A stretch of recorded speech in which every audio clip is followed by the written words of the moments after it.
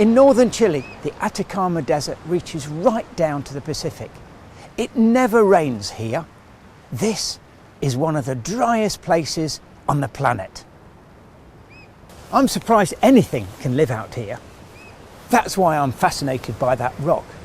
There are plenty of birds, and that's where they seem to be.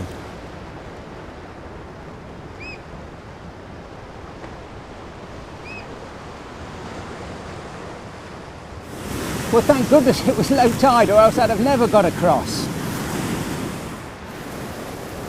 On the top of the rock, there are about 8 or 9 pelicans.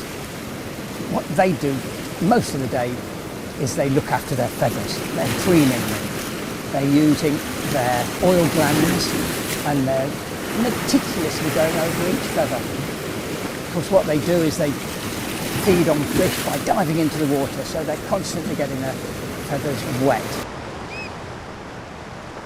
Probably the stars of the show out here on this rock are the red-legged cormorants.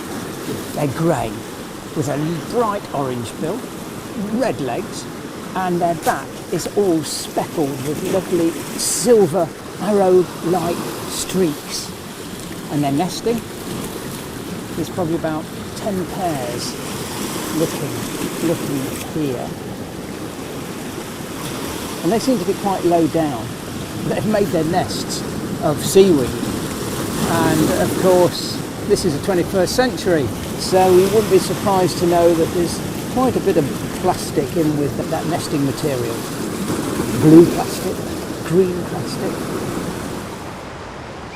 Oh, there's a red-legged cormorant just flown in with a mouthful of seaweed.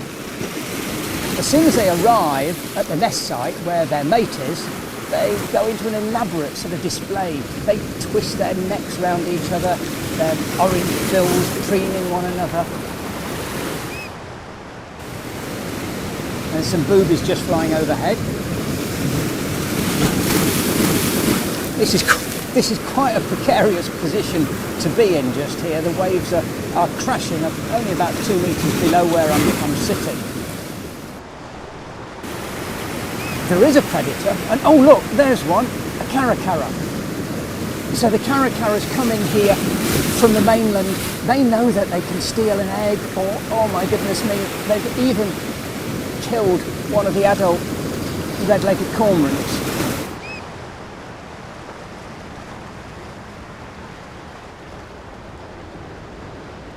Oh, there's a Peruvian booby just flying in.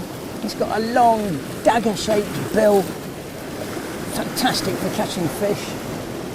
Of course, that's why the birds are here, because there's plenty of fish, plenty of food for them out in the sea. And that is why man's here too.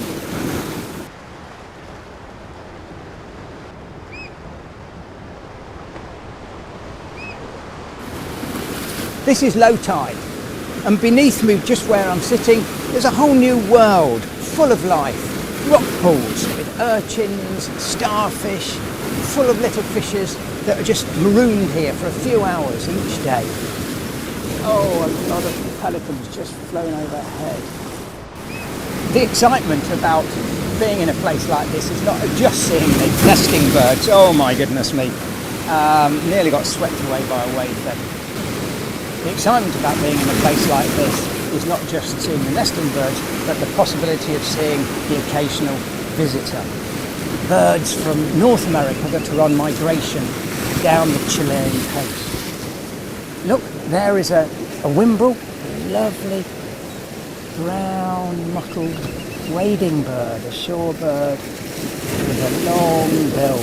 Beautiful, beautiful call.